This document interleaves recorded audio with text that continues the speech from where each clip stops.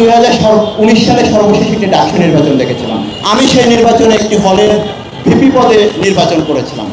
হলের যিনি প্রতিদ্বন্দ্বী প্রার্থী 1 ঘন্টা পরে এসে আমাকে বলল, ভাই আপনি আর নির্বাচন করেন না, আমি যদি হেরে যাই তাহলে কিন্তু আমার রাজনীতি ভাই এখানে শেষ, আপনি না হইতে পারলে কোনো সমস্যা নেই, আপনি হল থেকে বের হয়ে যান।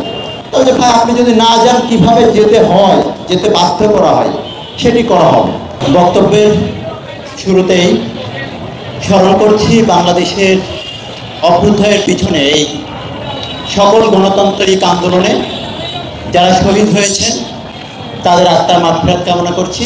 যারা আজকে আমাদেরকে এরকম একটি উন্মুক্ত পরিবেশে কথা বলার সুযোগ তৈরি করে দিয়েছে তাদের সকলের আত্মার মাগফিরাত কামনা করি, এবং যারা এখনও চিকিৎসাধীন অবস্থায় আছে তাদের দ্রুত সুস্থতা কামনা করি।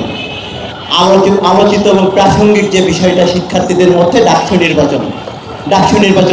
নির্বাচন নিয়ে কথা বলতে গেলেই আমরা একটু খুব ভীতির মধ্যে থাকি যে কে আবার কখন বলে বসে যে আরে ছাত্রদল তো ডাকসু চায় না।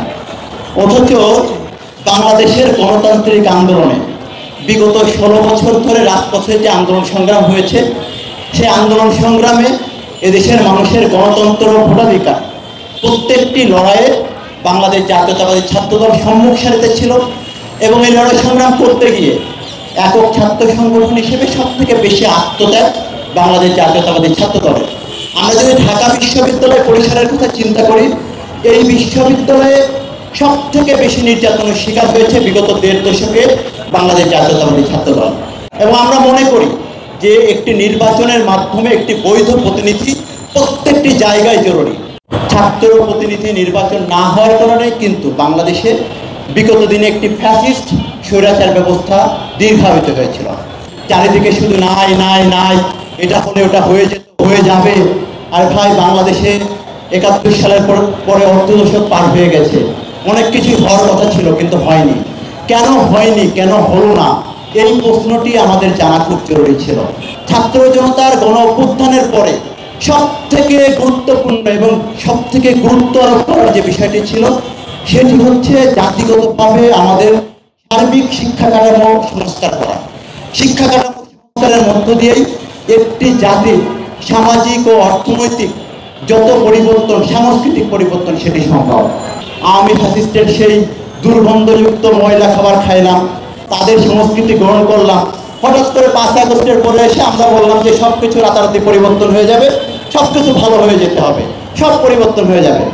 এখন মানুষের যে আমরা যে সাংস্কৃতিক আগ্রাসনের কথা বলি, সংস্কৃতির পরিবর্তন করে আমাদের মনোজগতে যে পরিবর্তনটা সংস্কৃতি দিয়ে যায়, তো এই যে দীর্ঘ 17 বছর আওয়ামী ফ্যাসিস্ট সরকার আমাদের ভিতরে যে ফ্যাসিজম কায়েম করেছে আমাদের চিন্তার মধ্যে, সেই ফ্যাসিজম দূর না করতে পারলে কোনোভাবেই, আমি যদি ডাকসু নির্বাচনের প্রেক্ষাপট বলি, তাহলে ডাকসু নির্বাচন সেটি অধিকার আদায়ের নির্বাচন হবে না, সেটি হবে আনুষ্ঠানিকতা। আমরা 2019 সালে সর্বশেষ একটি ডাকসু নির্বাচন দেখেছিলাম। আমি সেই নির্বাচনে একটি হলের ভিপি পদে নির্বাচন করেছিলাম। তো আমার হলের যিনি প্রতিদ্বন্দ্বী প্রার্থী 1 ঘন্টা পরে এসে আমাকে বলল, ভাই আপনি আর নির্বাচন করেন না, আপনি নির্বাচন করলে যদি কোনো কারণে আমি যদি হেরে যাই তাহলে কিন্তু আমার রাজনীতি ভাই এখানে শেষ, আপনি বিরোধী দলের রাজনীতি করেন, আপনি না হইতে পারলে কোনো সমস্যা নেই, আপনি হল থেকে বের হয়ে যান। তাই আমি বললাম যে ভাই ডাকসু তো নির্বাচন, ভোট করবে, এটা তো আমার অধিকার, আমি কেন যাব? তবে ভাই আপনি যদি না যান কিভাবে যেতে হয়, যেতে বাধ্য করা হয়, সেটি করা হবে।